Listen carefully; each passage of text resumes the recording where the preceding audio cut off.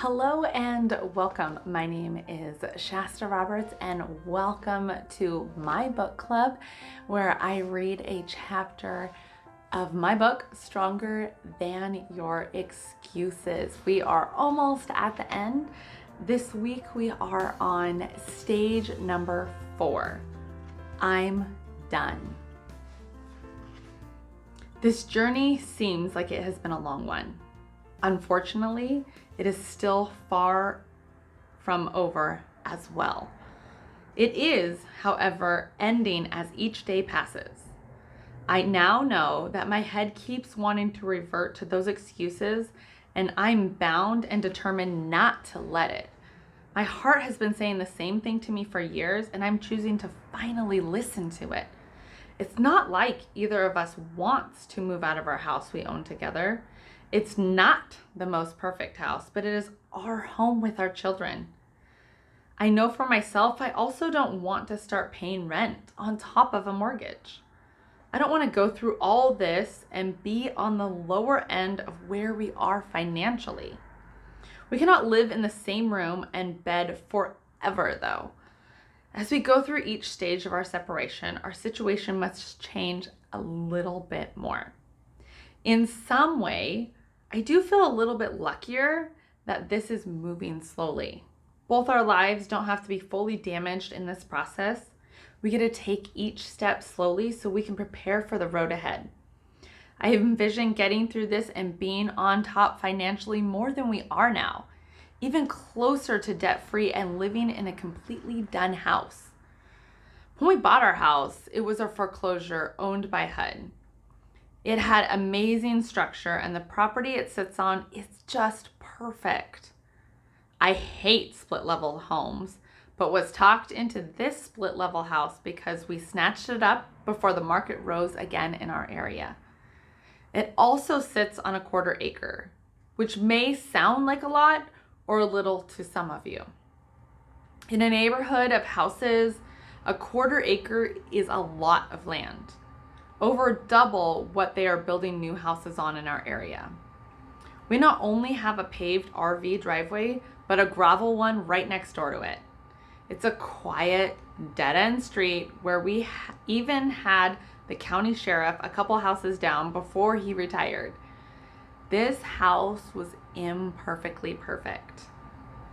There's a house behind ours that had the same layout and was not as outdated as ours, but not new, that sold for $40,000 more than we bought ours for just then 4 months later. A year later, our neighbor within the same house layout, but with a more outdated house than ours, sold for just under $100,000 more than we bought ours. Now we sit with around $200,000 equity in our house. This is not chump change. If the cards are played right, we can both start off on a whole new and better footing. The house needed so much work when we bought it. It was livable, but outdated and very dirty. We have been working hard for 3 years to get this house to not just look good, but amazing when you see it. We've been able to Pinterest and YouTube our way through it. Custom built and repurposed everything.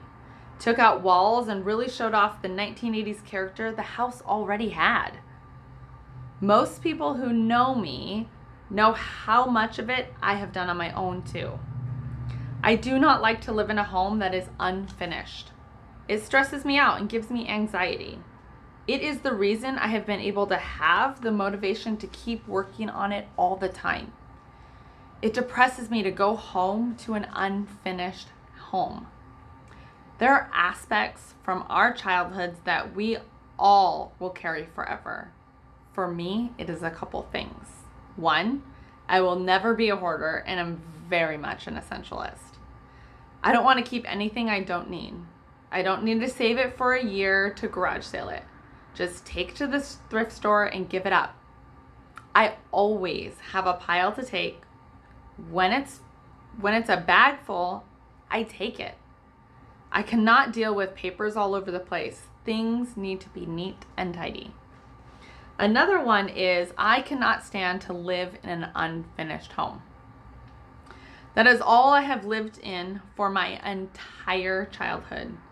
Since now I am grown up, I get to make my own decisions and I'm done living like that. I grew up with half-done projects all over the house, papers piled up over the tables, and a garage filled with things that needed to be gotten rid of, and nothing would leave unless it's sold. Sometimes things would be hanging out for years and had seen several garage sales, and it still would be sitting there to be sold. If you want me to be stressed out and filled with anxiety, then this is the way. This house brought me all back to there. I didn't let things pile up or become a hoarder.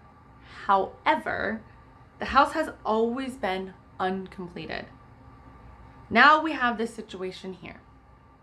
We could sell the house just like it is now, or we could wait it out and get everything else done in the house that is needed and sell it for even more.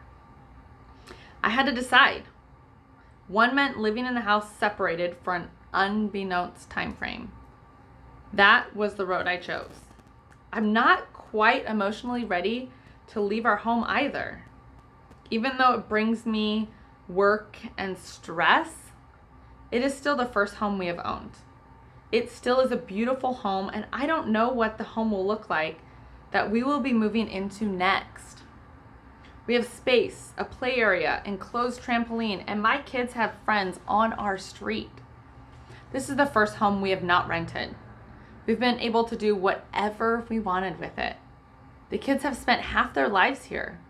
I'm just not ready to leave, but ready to leave all at the same time. I need time to think and plan for the next step. I'm ready to leave, but I need time to be completely emotionally there. When we leave this house, I will no longer get to see my kids every day. I will have to share them. My kids will also not get to see me or their dad every day. It's going to be sad for them on both sides. Question is, how do I live a little bit happier in the same house as my husband? We cannot live in the same bed forever. There came a point where I needed my own space. My head is not clear, and it will not be clear while every night I was dreading about sleeping in the same bed as him. Sharing the same room made it seem like we weren't progressing enough. I need to feel what it was like to have my own space. Have a place that is mine while I figured everything out. Our house is just a 3-bedroom. We shared our bedroom, the boys had their bedroom, and my daughter had her bedroom. On the upside, my daughter didn't like sleeping alone in her room.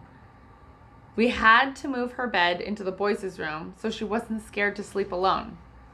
She isn't ready to move back into her room. Thankfully, the bedrooms in our house are huge. My daughter's is 9 by 13 and the boys' room is 11 by 13. There's plenty enough room for the 3 kids to share a room. They already were sharing because they wanted to. Now it was out of necessity. There is not enough room in the boys' room for her toys and her bed and her clothes, so the clothes and toys stayed in the room with me.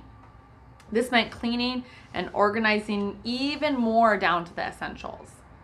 Kids don't need a stack of toys they never play with. They just need some toys they love and play with all the time. My kids are used to us going through their rooms twice a year and cleaning out toys. This time was no different for them. Moving into separate rooms does bring a whole new chapter to the separation. We must talk to the kids about this all. No longer can we keep this separation hidden. Moving into different rooms meant that more people would start to know. When people came over to our house, they would find out. Having different rooms as a married couple is not a normal thing anymore. It means something is not right with the marriage. Thankfully, talking to the kids about it was easier than I thought. They had already been in the middle of our fighting for years. They talk about how we fight, so it was no surprise to them when we told them that we wanted separate rooms. They knew what it was like to want space from someone you don't get along with. Even my 4-year-old understood. She thought it was cool that we were going to share a room. Kids are more resilient than you think. It doesn't matter to them if me and their dad are together. What matters is if we are a big part of their lives. They just want to be at the center of our lives, no matter how that looks. They don't like the fighting. Who would like to be stuck in the middle of someone's fighting? No one wants that, especially kids. They don't yet know how to handle a situation like that. This solution was better for them. In the long run, they will be happier, and they took it like champs. Honestly, one of the hardest things in this all has been, how do we not interrupt the kids' lives too much? I'm learning from them that they know more than we think they do. They are ready for much more than we realize. They love our house too, but unlike my daughter, the boys would like their own rooms. They will eventually need more space. We never thought of living in this house forever. This is just how we are moving on to the next part. I've made complete and total peace with everything that could arise. Since I'm done with this marriage, I had to accept what will happen next. I don't want to be alone my whole life, and I'm sure he doesn't want to be either. I've asked myself every question under the sun to make sure I am ready for the road ahead. Am I going to be okay with him loving someone else, giving his attention to someone else, being the husband he never was for me, and even more for someone else? I know he is not fully going to be back to his old ways. The road ahead for him and another is going to look very different from what our marriage has looked like over the last 10 years. He has grown through this all into a better person than I could have hoped. He will have a beautiful marriage someday. Am I okay with that? The answers are yes and no at the same time. Of course it'll be hard. Even if I love someone else, it won't be easy. There's just too much history. What I do know is that he will choose someone better than he would have before he changed. The person he will choose won't be a negative Nancy he might have chosen before. There are wins in this whole situation. I just have to look for them. Doesn't matter if he finds someone before me. Again, that is a yes or no answer. I love myself enough to be content where I am at. I don't need someone else to help define me. On some lonely nights, it will be a little hard. I must remember where my road is leading. I'm not going to veer, of course. I'm more confident with my decision now than I was when I made it. I know for sure what my feelings are and have come to terms with the future. It looks brighter than I thought it would. It looks amazing, and I cannot wait to continue my journey there. All right, that is another chapter of Stronger Than Your Excuses. Please like this video and leave me a comment. Let me know what you think about each and every chapter. Subscribe to the channel if you want to get notified of the next time I post a chapter, and make sure you hit that notification bell. I will see you guys next week for another chapter of my book, Stronger Than Your Excuses. Bye.